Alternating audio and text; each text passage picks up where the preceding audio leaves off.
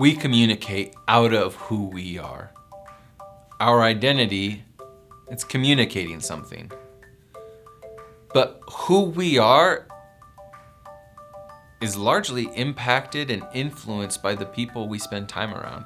There's this common wisdom that we are the sum total of the 5 people we spend the most time around. And while I'm not willing to put math to relationships at this point, I think there's something true here that the people we spend time around help shape who we are, the things that we care about, and therefore the things we talk about. So, who do you spend your time with? Who influences you?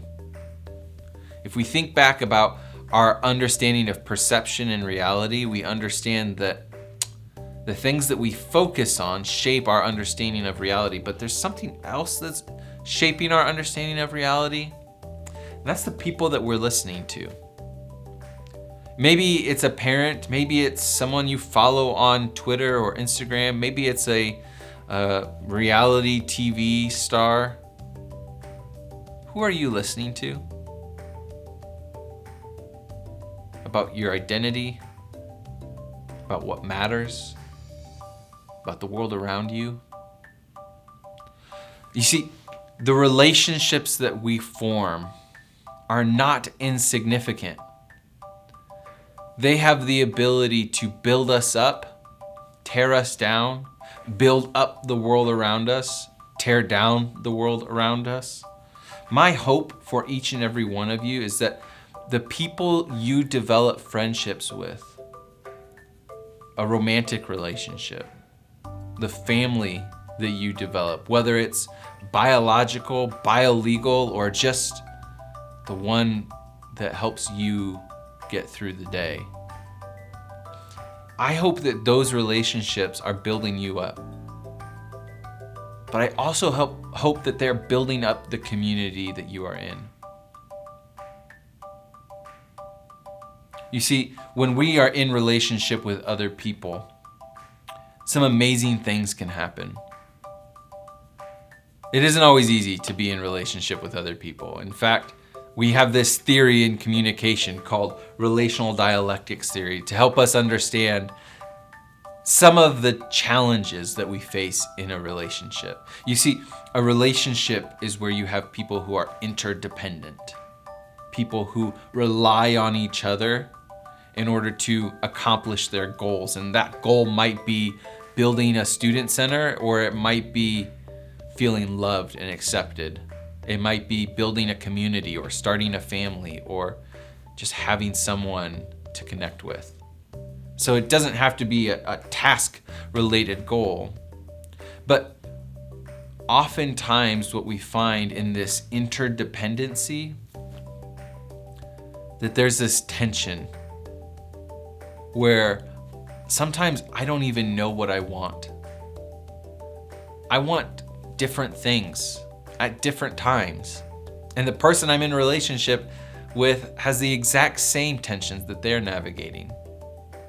Relational dialectics theory helps us understand these negotiating tensions, competing desires, and help us understand what these look like and how we go about it. So let's take a look at families, friends, and romantic relationships, and look at the 3 most common types of tensions that we find in these relationships. The first is open and closed. This tension between being open in the relationship and keeping some things closed to myself. You know, I don't know about you, but I want to be in relationship with other people where I can share, where I can be myself, where I can be honest. But there are other times where maybe the relationship isn't there and I'm not ready to be totally open. There are some things I want to keep closed. Or maybe you're in a relationship type where some things are always open, but some things are always closed. And it doesn't matter how long we're in this relationship, some things just aren't for that relationship. We call that a boundary. Something around my identity or around my, information, my other relationships that I keep closed. That's not for everybody. But in a relationship like a friendship, You might feel this tension between being open and keeping some things to yourself. Sometimes the things that you're keeping to yourself might be criticism for a friend. You want acceptance, but you also want feedback from friends. And that falls under this idea of being open and closed. That there are times where you want to give that feedback or you want to hear that feedback. And then there are other times where you just want acceptance.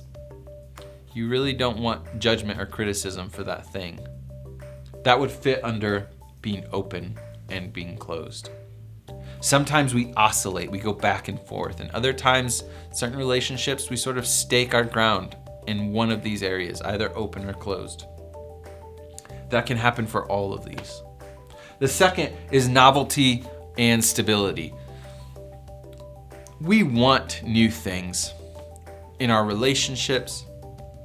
We want exciting things, good things, things that surprise us, spontaneity. But we also want predictability. Novelty to the extreme might mean that you don't know if that person is really going to be there when you get home. And if you had a hard day, you might want somebody there. Novelty to the extreme might mean you don't know where or what you're doing or where you're going. Stability provides predictable rhythms. And there are times where both of these are really important. But we're constantly navigating and negotiating this tension in our relationships. Some of you may have parents who definitely fit in one of these categories. Very novel, very spontaneous. Others of you might have a parent who is the definition of stability. Different relationship types thrive on different areas in these tensions. There isn't one of these, open, novel, and connected. That's the best. No, it doesn't work that way. We are all navigating these tensions at different points in time. And even if you tend toward novelty, there are still things in your life, I would guess, that you do want some stability on. And the last one is connected versus autonomous. We get into relationships, whether friendships, romantic relationships, family relationships, because we desire connection. We desire a part of a group identity. But we also want to be ourselves. Very few people, I would guess, want to just be known as part of the collective. I think we all want to be known and seen for who we are. And sometimes that gets lost in our relationships. We're seen as a part of a couple, or we're seen as part of a family or part of a friend group, and not really, who we are, our individual identity. And so we navigate this tension of being connected, being autonomous, doing things as a group, but doing things individually too. That was probably one of the biggest lessons that I learned when I got married, was that I love my wife and I love spending time with her, but I still want to spend time just by myself sometimes. I love doing things with my wife. One of our favorite things to do is we live on a little lake, and we'll float on tubes on the lake. Not behind a boat, just floating. And I love doing that with her.